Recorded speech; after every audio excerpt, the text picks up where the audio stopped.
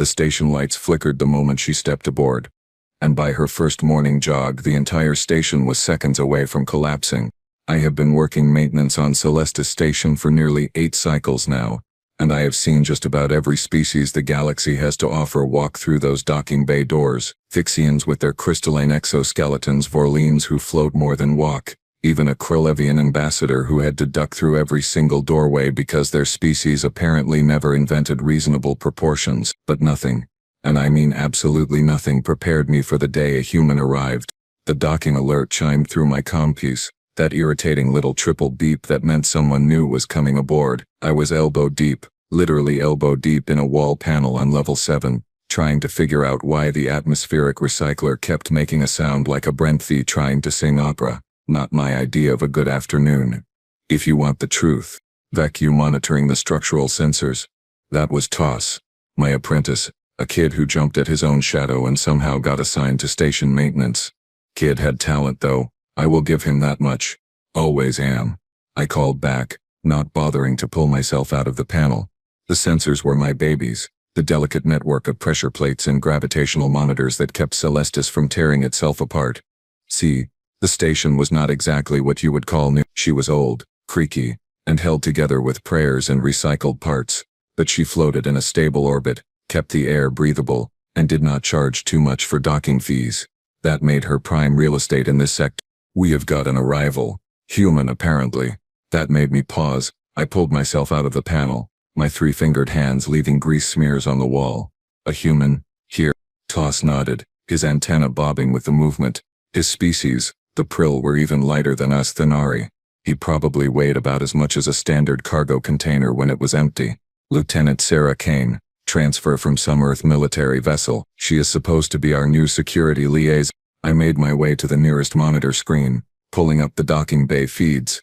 Sure enough, there she was, the human, stepping off the transport shuttle with a confidence that immediately made me nervous. Humans had a reputation, you understand. They came from a death world, some backwater planet in a yellow dwarf system where apparently everything was trying to kill everything else.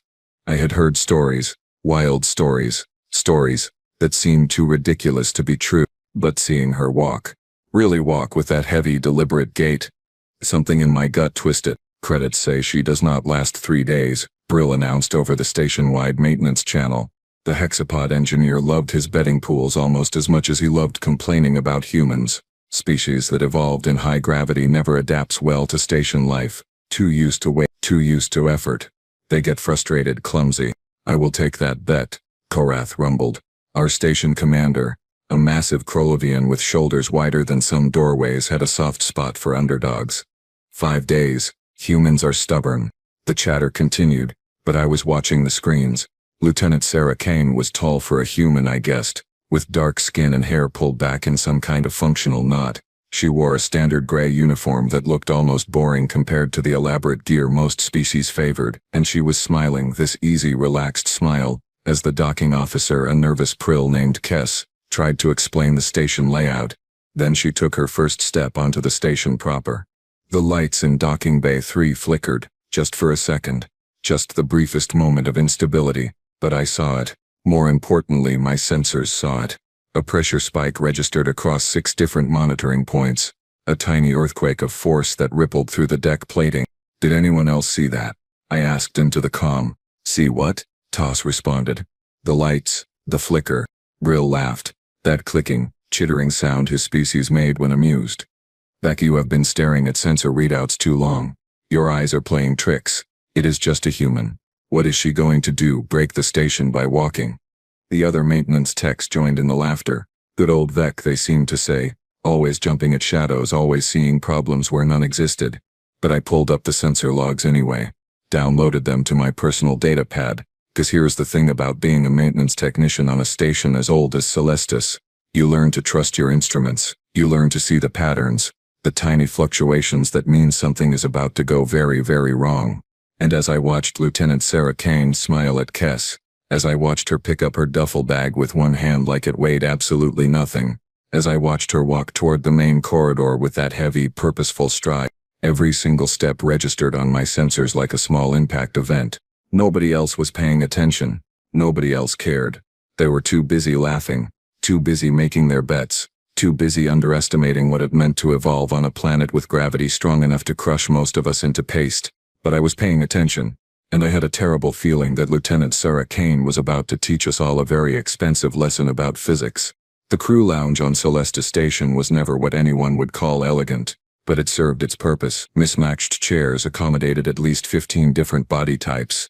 The beverage dispensers offered liquids in 7 different gravitational viscosities, and the lighting was kept at a neutral spectrum that did not give anyone a migraine. Usually it was quiet, a place to grab a drink, review reports, maybe complain about the oxygen recycler making weird noises again. Tonight, it was packed. Word had spread fast about the human. I floated into the lounge, my lightweight frame requiring barely any effort to move in the station's low-gravity setting. We Thanari evolved on a world with gravity about 1/3 of galactic standard, which meant places like Celestis felt like home. Most of the crew was similar, light species fragile by some standards adapted to environments where you did not need bones like reinforced steel just to stand upright. Commander Korath occupied his usual corner, his massive frame wedged into a chair that groaned under his weight every time he shifted. Kralivians were the exception on the station, one of the few heavy world species that tolerated station life. Even then, Korath never looked entirely comfortable, always moving carefully, always aware of his own mass. "Feck, perfect timing," Brill called out, waving one of his 6 arms in my direction. The engineer was perched on a chair designed for his species, his segmented body sprawled across it like he owned the place. "We are discussing our new security liaison. Tell me, how many structural violations did she commit just walking from the docking bay?" The lounge erupted in chittering laughter. Various species added their own commentary, voices overlapping in the universal language most of us used for station business. "I heard humans have bones made of calcium carbonate," Toss chimed in, trying to sound knowledgeable. The kid was sipping something blue and fizzy that I was pretty sure was not approved for prill consumption. "Same stuff as coral. How does that even support a body?" "Calcium phosphate actually," I corrected, sliding into a seat near the viewport. "With collagen matrices. It is a surprisingly efficient structural system for high-gravity environments." "High gravity," Brill repeated, making that clicking laugh again. "Their homeworld is what? 9.8 meters per second squared. That is adorable. Chorus people handle 12. Humans are barely above galactic standard and they act like they evolved in a black hole." Korath rumbled something that might have been agreement, taking a long drink from a container the size of my head. "They are dense though. Saw her personnel file. 68 kilograms. For something that size. That is compression. Muscle tissue," someone else offered. "Apparently they are mostly muscle tissue and water. Inefficient design if you ask me." The betting pool had grown since this afternoon. I watched as Brill updated the numbers on a datapad, taking wagers from at least a dozen crew members. 3 days was still the most popular bet for how long Lieutenant Kane would last before requesting a transfer. A few optimists had wagered 5 days. One joker had put down money on 2 hours. I was only half listening, my attention divided between the conversation and my own datapad. I had been reviewing the sensor logs from the docking bay, cross-referencing them with the station's structural integrity monitors. The pattern was there, clear as vacuum. If you knew what to look for, every footstep had registered. Every single one. Little spikes of pressure that should not have existed, not from something the size of a human, not in the station's reduced gravity environment. "What is the human doing right now anyway?" someone asked. Kess, the docking officer, looked up from his drink. "Last I saw, she was heading to her quarters. Said something about settling in and reviewing station protocols. Seemed nice enough actually. Very polite." "They are always polite at first," Brill said sagely, like he had ever met a human before in his life. "Then they start trying to fix things that are not broken, or reorganizing security protocols, or insisting we need redundant backups for systems that have worked fine for decades." "To be fair," Korath interjected, his deep voice cutting through the chatter, "our security protocols could use updating. Last inspection flagged us for inadequate response procedures." "See? It is starting already," Brill complained, gesturing dramatically with multiple arms. "The human has been here for less than 4 hours and already our commander is siding with her." More laughter. More jokes. More credits changing hands as the betting pool expanded to include new categories. Would she complain about the gravity settings? Would she request special equipment? How long before she accidentally broke something? I kept my eyes on my datapad, The structural readings were getting weirder. Micro fluctuations in the deck plating on level 3, right where the crew quarters were located. Pressure variations that did not match any known pattern of station movement or gravitational drift. It was almost like the station itself was reacting to her presence, adjusting, compensating, trying to account for a mass distribution it was not designed to handle. "Vec, you are being quiet," Toss observed, leaning over to peer at my screen. "What are you looking at?" I hesitated. The smart move was to say nothing, let it go, avoid being the one who panicked over sensor ghosts. But the patterns were there, undeniable and growing more pronounced. "Just checking something," I said finally, keeping my voice neutral. "The structural monitors are showing some anomalies. Probably nothing. Old station, old sensors, you know how it is." "Always the worrier," Brill said affectionately, raising his drink in my direction. "That is why we keep you around, Vec. Someone has to care about the boring details." The conversation moved on, shifting to other topics, other complaints, other gossip, but I could not shake the feeling crawling up my spine, that instinct that had kept me alive through dozens of near disasters on aging stations. Something was wrong. Something about the human, about her mass, about the way she interacted with the station's carefully balanced systems, and nobody was taking it seriously. The first real incident happened at 0600 station time, right when the Gamma shift was transitioning to Alpha. I was in Maintenance Bay 2 running diagnostics on the environmental controls and drinking something that technically qualified as coffee if you were not too picky about definitions. The station was quiet, that peculiar kind of silence that comes right before everyone wakes up and starts demanding things. Then Lieutenant Sarah Kane decided to go for a morning run. I did not know that was what she was doing at first. All I knew was that my sensor board suddenly lit up like a festival display, alarms pinging across multiple systems simultaneously, pressure spikes in the main corridor, levels 3 through 7, gravitational fluctuation, structural stress indicators jumping into yellow warning zones. "What in the frozen void?" I muttered, my coffee forgotten as I pulled up the visual feeds. There she was, the human, jogging through the main corridor in what looked like gray exercise clothing. Just jogging. A light run by her standards probably, her arms swinging in an easy rhythm, her breathing apparently unlabored. She looked calm, relaxed, even like this was the most normal thing in the universe. The station disagreed violently. Every footfall sent ripples through my sensors. The lights flickered in sequence as she passed, a wave of instability following her like a shadow. I could hear it through the station's bones, that deep metallic groan that meant structural components were flexing in ways they absolutely should not be flexing. Floor panels creaked. Actually creaked.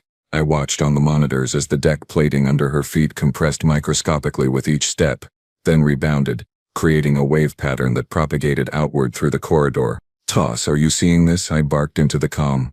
A sleepy groan came back. "Seeing what?" "It is 0600, Vec. Some of us were sleeping." "Main corridor. Levels 3 through 7. Pull up the structural monitors." There was a pause, then a sudden spike of alertness in his voice. "What is causing that? Micrometeor impact? Docking clamp failure. The human. She is jogging." Silence. Then, jogging, running, exercise, whatever her species calls it. Another pause, longer this time. "Beck, that is impossible. She weighs what? 70 kilograms? Maybe 80 with equipment. The station is rated for individual loads up to 500 kilograms. There is no way simple footsteps are causing structural stress." But they were. The sensors did not lie, could not lie. They were measuring exactly what was happening, even if what was happening made absolutely no sense according to standard engineering principles. I watched Lieutenant Kane reach the junction near the cargo bay. She paused, did a few stretches that looked like they should dislocate joints, then casually reached up to adjust something on the overhead pipeline, a coolant conduit, frozen in place for weeks because the adjustment valve was stuck and we had not prioritized fixing it. She grabbed it with one hand, twisted. The valve, which had resisted every tool in our maintenance kit, every application of lubricant and leverage, simply turned, smooth as anything, like it had never been stuck at all. She did not even seem to notice, just made the adjustment, nodded to herself in satisfaction, and continued her jog. "Did she just fix the coolant valve on Junction 7? Toss asked, his voice climbing into ranges that suggested panic. "Apparently. We have been trying to fix that for 3 weeks. I'm aware. Vec, what are we dealing with here?" That was the question, was it not? I pulled up every piece of information I could access about humans, their physiology, their homeworld. Earth, gravity 9.8 meters per second squared.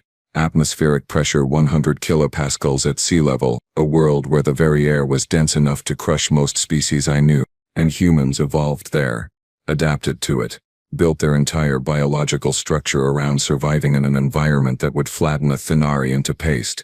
She is not heavy, I said slowly, working through the physics, not by mass, but by density, by the way that mass is distributed and applied. Every step she takes is like a focused impact. Her muscles, her bones, everything about her is designed to operate under crushing force. When she moves in our low-gravity environment, all that strength, all that structural integrity, it translates into something we are not equipped to handle. You are saying she is too strong for the station? No, I am saying the station does not understand what she is. Our systems, they are designed to compensate for mass, for weight distribution. But human physiology, it is compression, efficiency, power concentrated into a relatively small package. Every gesture she makes casual takes force we would need mechanical assistance for. Lieutenant Kane had finished her run. I watched her stop near a wall panel, breathing easily, not even winded. She pressed a hand against the wall to stretch her leg muscles.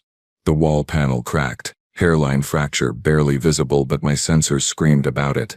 She did not notice, did not hear the groan of metal, the stress indicators flashing red across my board. She just finished her stretches, smiled at nothing in particular, and headed off toward what I assumed was the shower facilities. I sat in the maintenance bay staring at my screens, watching the red alerts slowly fade back to yellow as the station's systems struggled to compensate. Toss. Yeah? Remember that betting pool about how long the human would last? Yeah? I think we are betting on the wrong thing. The question is not how long she will last. I pulled up the damage reports, watching them compile into a list that was already longer than I wanted to see. The question is how long the station will last with her on it. The comm went silent. Somewhere in the distance I heard another creak, another groan of metal adjusting to forces it was never designed to accommodate. Lieutenant Sarah Kane had been on board for less than a day. This was going to be a very long assignment. The cargo bay crisis started, as these things usually do, with someone trying to save time and accidentally creating a disaster instead. A freighter had docked that morning with a shipment of industrial coolant, the expensive kind we needed for the reactor cores. Standard procedure was to use the anti-gravity sleds to move the containers from the cargo hold to storage. Simple, routine. We had done it 1,000 times. Except this time some genius had parked a powered-down maintenance drone directly over the primary generator for the cargo bay's anti-grav field. When the freighter crew tried to activate the system, there was a spectacular shower of sparks, a smell like burning electronics, and suddenly 6 massive containers were sitting in the middle of the bay with no way to move them. Each container was roughly 3 meters long, 2 meters wide, and massed about 800 kilograms. In the station's reduced gravity, that was manageable with the right equipment. Without it, we were stuck. I arrived at the cargo bay to find Commander Korath directing operations, his massive frame towering over a crew of increasingly frustrated technicians. Brill was there too, all 6 arms gesturing wildly as he tried to jury-rig a portable anti-grav unit to handle the load. How long? Korath rumbled, his patience clearly wearing thin. 2 hours minimum, Brill reported, not looking up from his work. The primary generator is completely fried. We need to either fix it or rig enough portable units to distribute the load.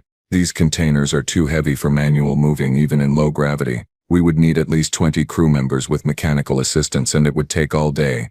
The freighter captain is threatening to charge us demurrage fees if we do not clear his cargo hold in the next hour, Korath said, his voice carrying that particular tone that suggested someone was going to have a very bad performance review. That was when Lieutenant Sarah Kane walked in. She had been on station for exactly 36 hours at this point, long enough to complete her orientation, review security protocols, and apparently decide that she needed to involve herself in station operations. She wore her uniform, looked professionally neat, and had the kind of expression that suggested she was genuinely trying to be helpful. "Problem, Commander?" she asked, her voice carrying easily across the cargo bay. Korath turned, looking down at her with what might have been surprise. At 2.3 meters tall, he was used to being the largest being in most rooms. Humans, at roughly 1.7 meters, barely came up to his chest. "Equipment failure, Lieutenant. Nothing that concerns security. We have it under control. Sarah walked over to the nearest container, running her hand along its surface. She checked the labeling, the anchor points, the way it was sitting on the deck. These need to go to cold storage. Level 9. Eventually, yes, once we can move them. She nodded thoughtfully, then walked around the container examining it from different angles. I watched from my position near the maintenance console, my sensor readouts showing the usual stress patterns from Korath's weight and the mass of the containers. Nothing unusual. Yet, I could move them, Sarah said casually. The cargo bay went quiet. Every crew member within earshot stopped what they were doing. Brill's arms froze mid-gesture. Even Korath looked momentarily confused. I am sorry, what? The commander asked. The containers. I could move them manually. Get them out of the way so the freighter can finish unloading. Then we can take our time fixing the anti-grav system and position them properly later. Brill made that clicking sound that passed for laughter among his people. Lieutenant, those containers mass 800 kilograms each. Even in reduced gravity, that is significant resistance. A human would need mechanical assistance or at least a full exosuit. Sarah smiled. That easy, relaxed expression I was starting to recognize as dangerous. Want to bet? Oh no. Oh no no no. I knew what was coming. I could feel it in my bones and my sensors and every instinct screaming that this was going to go very badly. By all means, Brill said, gesturing magnanimously. Demonstrate.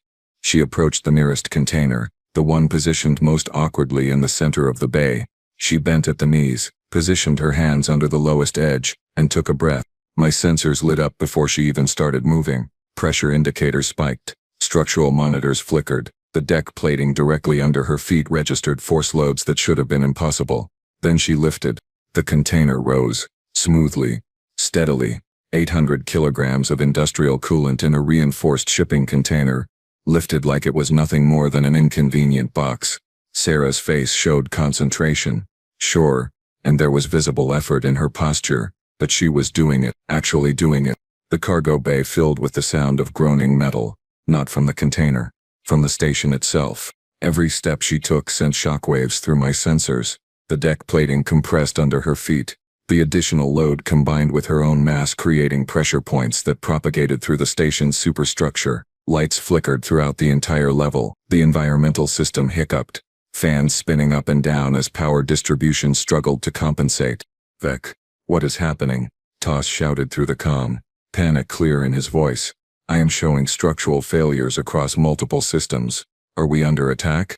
The human is moving a cargo container, I replied, unable to look away from my readouts. That should not cause this kind of system disruption. I know. Sarah carried the container across the bay, 15 meters of careful walking, and set it down near the storage access, gently, with control. The deck plating beneath it actually dented inward, a visible depression that had absolutely no business existing on reinforced station flooring. She straightened, rolled her shoulders, and looked at Korath. 5 more to go. This should take about 10 minutes. The commander stared at her. Brill stared at her. Every single crew member in the cargo bay stared at her with expressions ranging from shock to outright terror. I finally understood, truly understood what we were dealing with. Human bone density was not just higher than ours, it was dramatically higher. Their skeletal structure was designed to support their body weight against crushing gravitational force. Their muscles were not just strong, they were dense, packed with fibers that could generate force we needed mechanical systems to replicate. And when you took all that strength, all that structural integrity, all that evolutionary adaptation to a high-gravity death world, and you put it in a low-gravity environment, you got someone who could treat 800-kilogram containers like luggage. Lieutenant, Korath said slowly, his voice careful. Perhaps we should wait for the equipment to be repaired. Sarah looked genuinely confused. Why? I am already here. This is faster. The station, it is old. The structural systems are not designed for, he paused, clearly trying to find diplomatic phrasing, for concentrated load applications. I am being careful, she assured him, completely missing the point. She walked back to the second container. My sensors screamed again as she lifted it, my readouts showing stress patterns that were going to give me nightmares for weeks. Vec, Korath said into the comm, his voice tight. How bad is this? I looked at my screens, at the cascading warnings, at the structural integrity percentages dropping in real time. Commander, if she moves all 6 containers, I cannot guarantee the deck plating will hold. We might be looking at a complete floor collapse. Understood. Korath turned to Sarah, who was halfway across the bay with container number 2. Lieutenant Kane, stop. She stopped, container still held, looking back with concern. Sir? Put that down.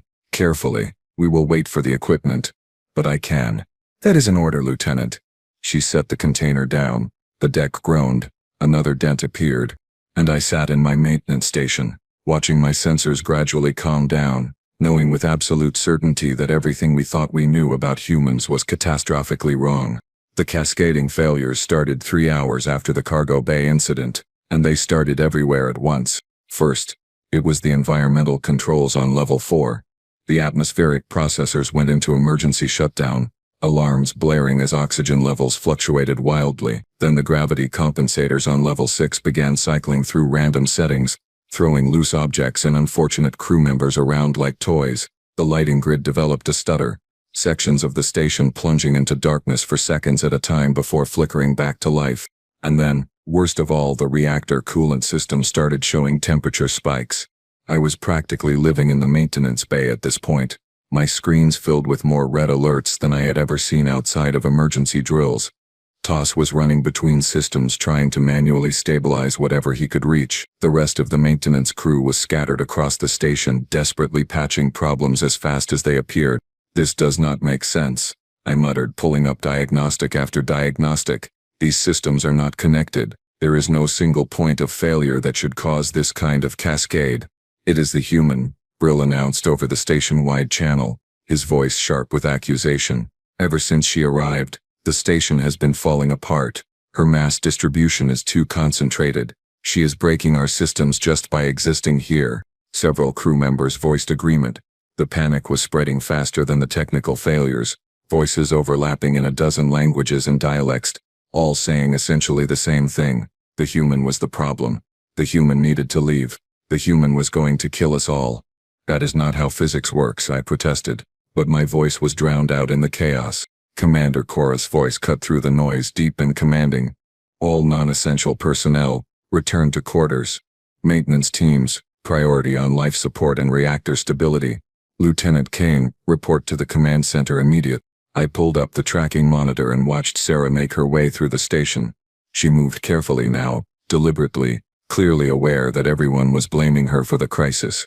The journey from her quarters to the command center should have taken 5 minutes. She took 15, pausing whenever systems flickered around her, waiting for stability before proceeding.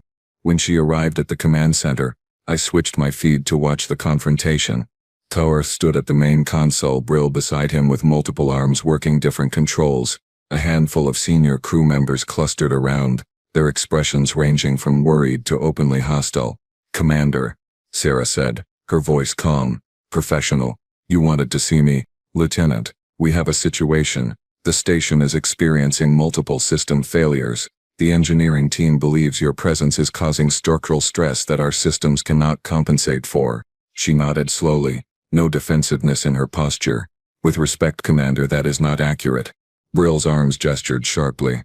The math is simple. Your density combined with kinetic force is creating pressure loads the station was not designed to handle.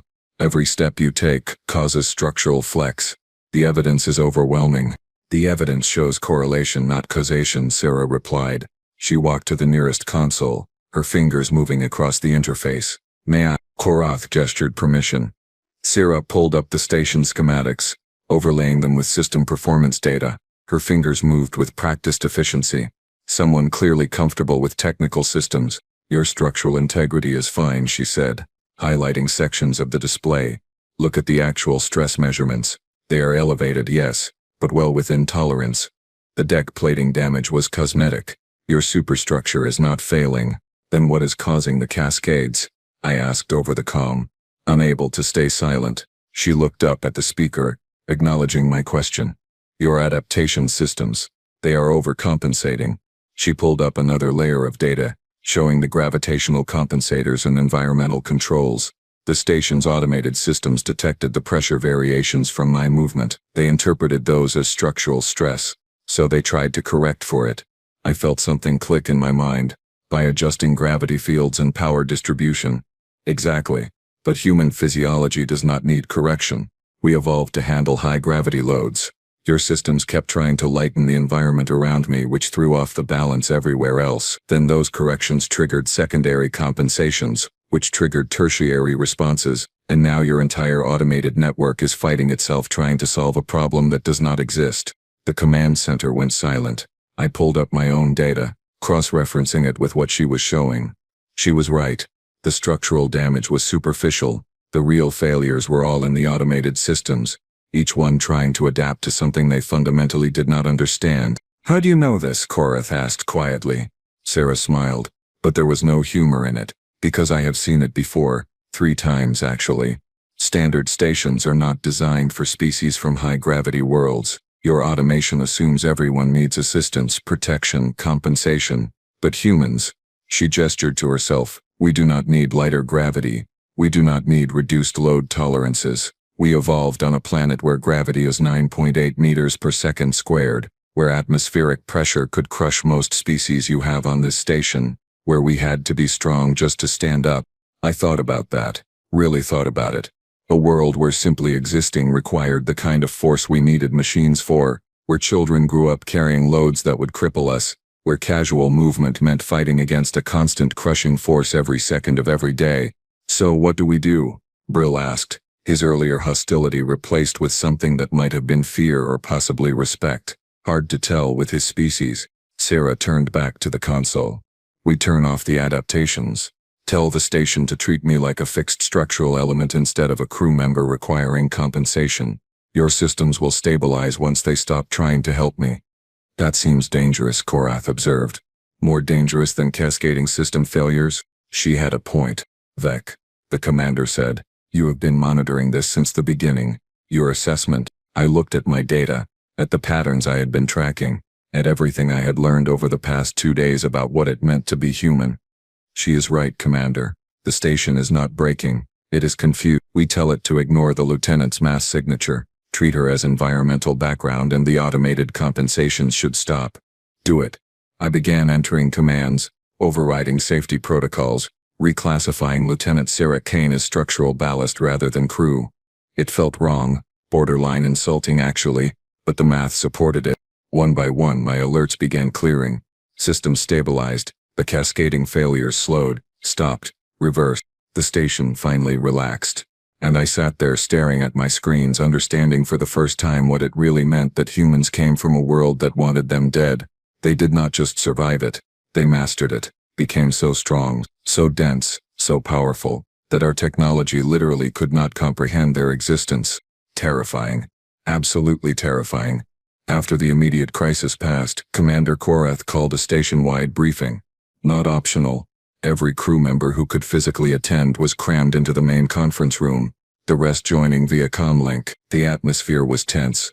A mixture of relief that we were not all about to die and lingering resentment toward the human who had apparently caused the whole mess. Lieutenant Sarah Kane stood at the front of the room beside a holographic display. She looked tired but composed, her uniform still crisp despite the chaos of the past few hours. "I owe you all an explanation," she began, her voice carrying clearly, "and probably an apology. When I accepted this assignment, I was assured that Celestis Station had hosted heavy world species before. I assumed that meant the systems were properly configured. That was my mistake." "Define heavy world," Brill interrupted, his tone still carrying an edge. Sarah tapped the display, bringing up an image of Earth, blue and green, wrapped in white clouds. It looked deceptively peaceful. "My homeworld, Earth. Gravity is 9.8 meters per second squared. Atmospheric pressure at sea level is 101.3 kilopascals. Oxygen concentration is 21% in a nitrogen-rich mixture."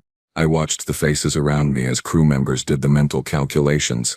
Saw the moment comprehension hit, expressions shifting from confusion to disbelief to outright horror. "That is impossible," someone whispered. "A Prill engineer, if I remembered correctly. Nothing evolves in that kind of pressure. The gravitational force alone would flatten developing life.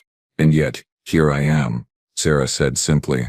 She pulled up a comparison chart, showing Earth next to various homeworlds represented in the station crew. The differences were staggering. For context, Thinari homeworld gravity is about 3.2 meters per second squared. Krulavian is 12.1, which makes Commander Korath's people the closest to human standard in this room. Most species represented here evolved in gravitational fields between 2 and 6. Korath shifted in his seat, his massive frame creaking. Lieutenant, my people consider our homeworld harsh, difficult. We are among the strongest species in known space.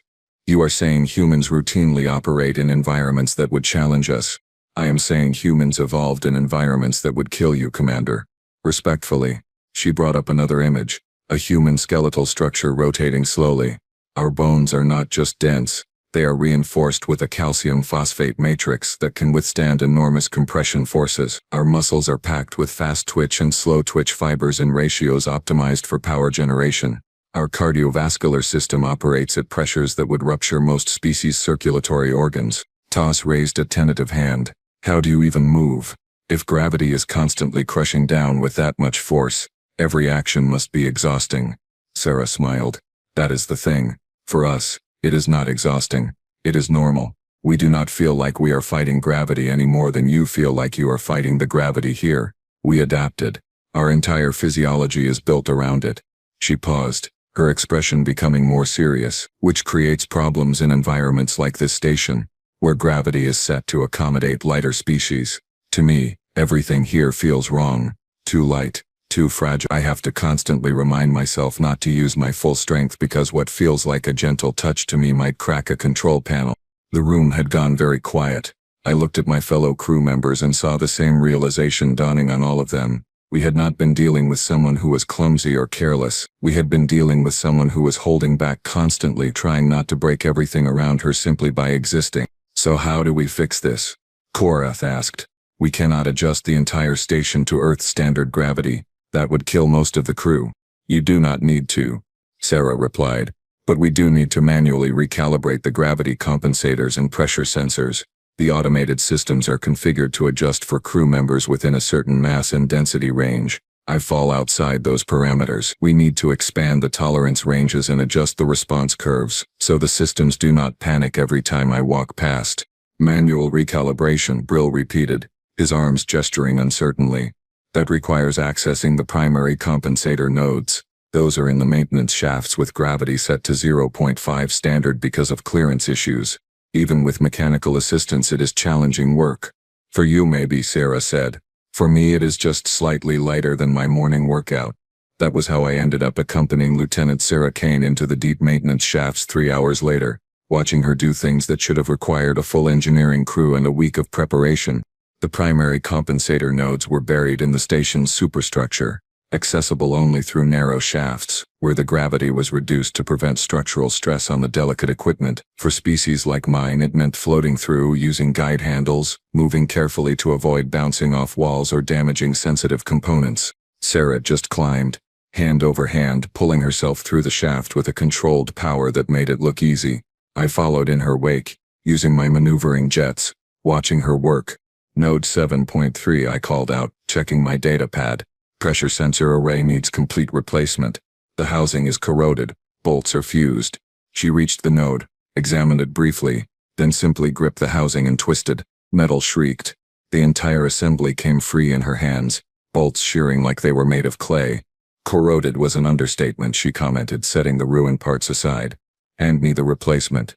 I floated closer, passing her the new sensor array from my equipment pack. She positioned it, threaded new bolts with her fingers and tightened them without tools. Just grip and turn, her hands providing more torque than our powered drivers. How much can you lift? I asked, unable to contain my curiosity. On your homeworld, I mean. She considered while adjusting the calibration settings. Depends on the lift. Deadlift? I can manage about 120 kilograms. Not impressive by human standards. I am not particularly strong for my species. 120 kilograms. Nearly twice her own body weight, in Earth gravity. My mind struggled with the physics of that, the sheer muscular force required. You understand why we were frightened, I said quietly. I do. And I am sorry. I forget sometimes that what is normal for me is extraordinary for others. She finished the calibration, tested the response curves, nodded in satisfaction. This should hold. 3 more nodes on this level, then we moved to level 8. We worked for 6 hours moving through the maintenance shafts, accessing areas that would have required full engineering teams for other species. Sarah did the heavy work. Literally, while I handled the technical calibrations and programming. We developed a rhythm, an efficiency born from complementary skills. Vec, she said at one point, wedged into a particularly tight access shaft. Thank you for not giving up on me. A lot of crew members did not want to give me a chance. You are competent, I replied, adjusting a sensor. And you saved the station. That earns respect. She smiled at that, visible even in the dim maintenance lighting. Just doing my job, but it was more than that. And we both knew it. She was showing us what humanity really meant. Not the death world stories, not the rumors and speculation. The reality of a species that evolved to be strong because anything less meant extinction. By the time we finished, the station systems were purring smoothly, compensators properly configured to handle human physiology without panicking. The crisis was over, and I had gained something I had not expected. Genuine respect for the species everyone had been laughing at just days before. Humans were not fragile. They were not clumsy. They were not going to break under station life. The station was going to have to learn to handle them instead. 2 weeks after what the crew had started calling the gravity incident, Celesta's station was running better than it had in years.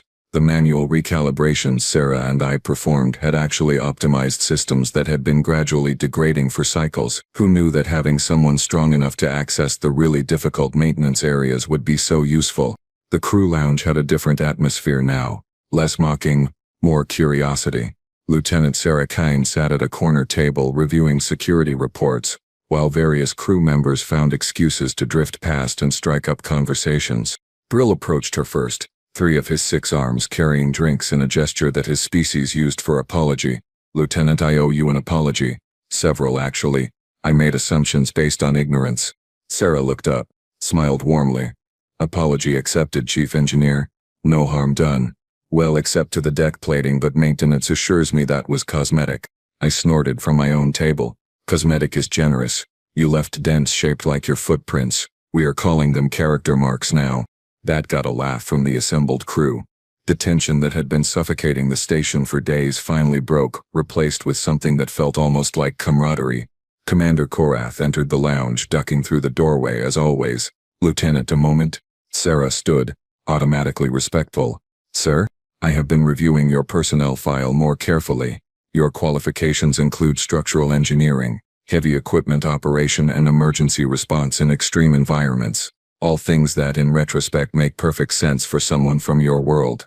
Earth Expeditionary Force trains us for environments most species find challenging, she confirmed. I would like to formally request that you expand your role beyond security liaison.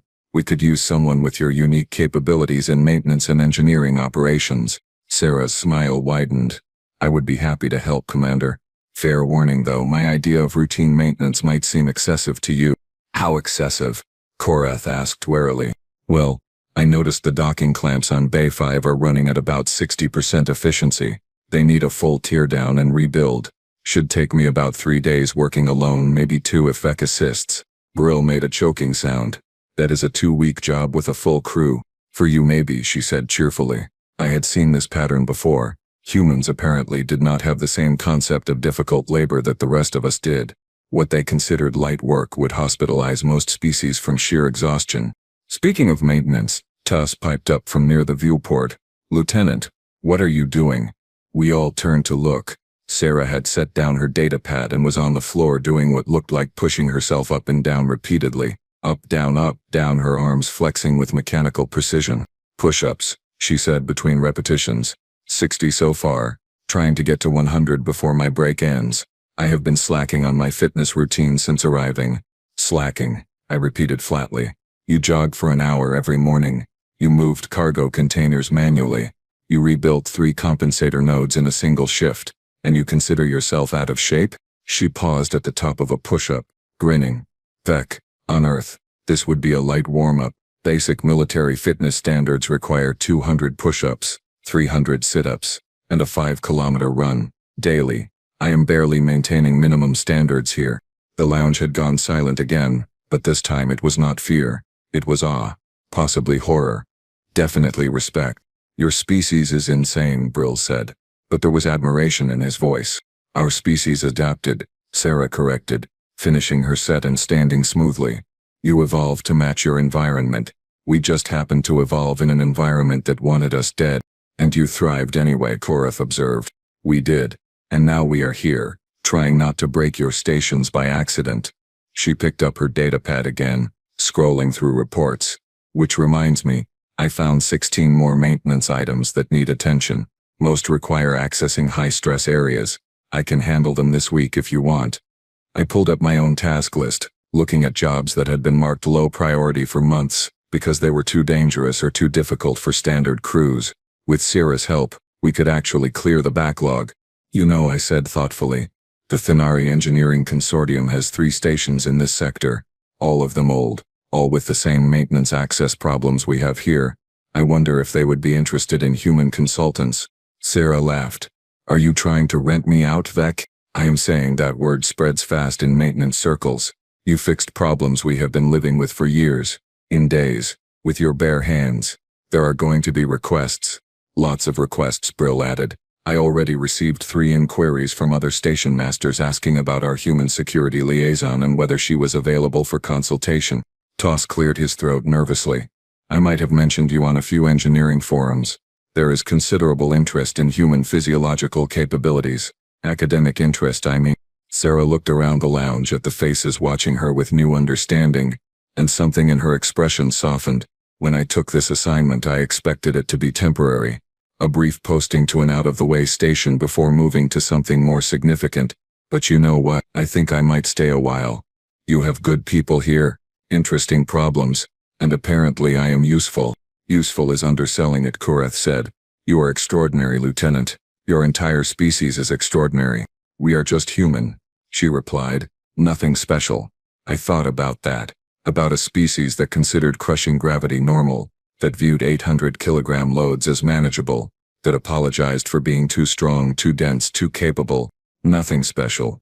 Right. The betting pool had been wrong. All of us had been wrong. The question was never how long the human would last on Celestis Station. The question was how long we could manage without one. As I watched Lieutenant Sarah Kane return to her reports, casually strong, unfailingly competent, adapted to survive on a world that would flatten the rest of us, I realized something important. We had not been laughing at human footsteps because they were weak. We had been laughing because we did not understand what it meant to walk on a world where every step was a fight against gravity itself. Now we knew better. And honestly, I was not sure whether to be terrified or grateful that humans had decided we were worth protecting. Probably both. Definitely both.